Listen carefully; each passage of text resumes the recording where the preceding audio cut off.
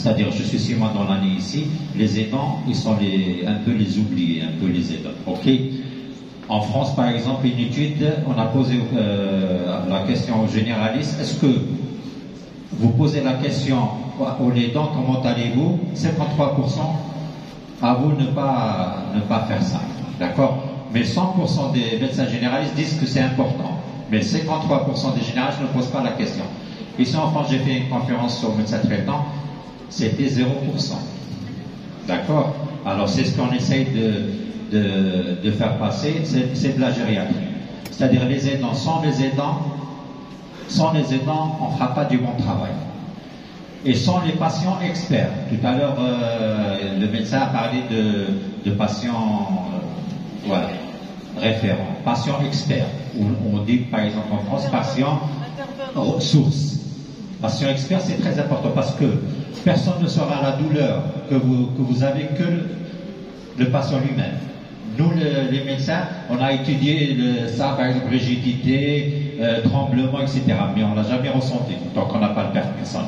Tout à l'heure, on a parlé de l'huile de miel, celui qui est passé, l'huile de miel de la maladie, c'est pas du patient. Le patient, à partir de la maladie, c'est un cauchemar. Il n'y a pas entre parenthèses, c'est l'huile de miel qu'on a étudiée, l'huile de miel de la maladie, c'est-à-dire une accalmie, entre parenthèses. Quand on a l'annonce diagnostique de cette pathologie-là, et surtout l'Alzheimer, 70 ou 80% des patients, quand on a annonce l'Alzheimer, ils ont peur que ça y est, on a peur de ne pas les écouter derrière. Voilà. L'annonce diagnostique, c'est important. Il ne faut pas la faire dans les couloirs, prendre du temps, pas au téléphone. Voilà, l'annonce diagnostique, très important. J'essaye de passer rapidement en revue. La maladie de Parkinson, comme il a dit tout à l'heure, les recommandations disent qu'il ne faut pas intervenir quand il n'y a pas de... ça gêne pas, entre parenthèses. Mais ça ne veut pas dire qu'on le lâche dans la nature. Il y a la prise en charge orthophonie, il y a d'autres prises en charge en même temps. La prise en charge non médicamenteuse. La maladie de Parkinson, elle se manifeste quand la moitié des neurones dopaminergiques sont atteints. Alors, c'est-à-dire, avant les symptômes, déjà on a de la physiopathie, c'est-à-dire le cerveau il est atteint. Quand on arrive à ce que les neurones dopaminergiques, 50% des neurones dopaminergiques sont atteints, on a la symptomatologie qui commence suivant les patients.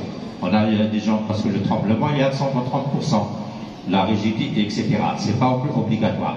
Après, qu'est-ce qu'on fait? Nous, si on a un tremblement, on donne la L-Dopa, ça s'améliore. C'est un diagnostic clinique. Le médecin traitant, j'ai entendu tout à l'heure celui de la CNAS, il a parlé du médecin traitant, heureusement c'est-à-dire le médecin traitant est très important ici en Algérie. En France, c'est le gériatre, entre parenthèses, qui gère les personnes âgées. Ici, je vois souvent, par exemple, la personne âgée, elle est gérée par le cardiologue ou le diabétologue et tout ça. Il n'a pas que le cœur. Des fois, on trouve plusieurs ordonnances. Le cardiologue, il intervient, fait rhumatisme, il y a un antalgique, etc. Il n'y a pas mieux qu'un bon généraliste. Je le dis, un bon généraliste, un bon médecin traitant. Comme avant, c'était le médecin de famille, etc. Ça commence un peu à diminuer maintenant. Le médecin traitant. Ici, par exemple, c'est la médecine interne.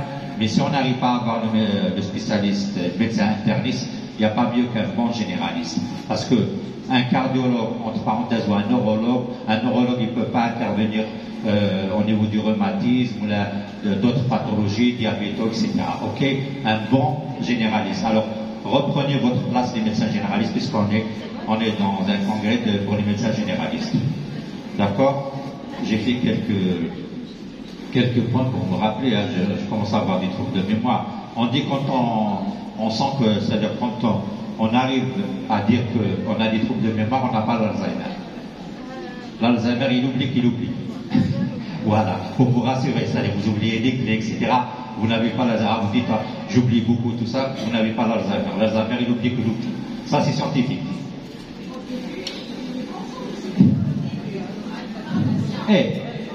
Le maître compétitif, je le dis pour rassurer, c'est-à-dire le medical competitive internet, c'est-à-dire avant le, oui, avant le, on parle le MCI avec.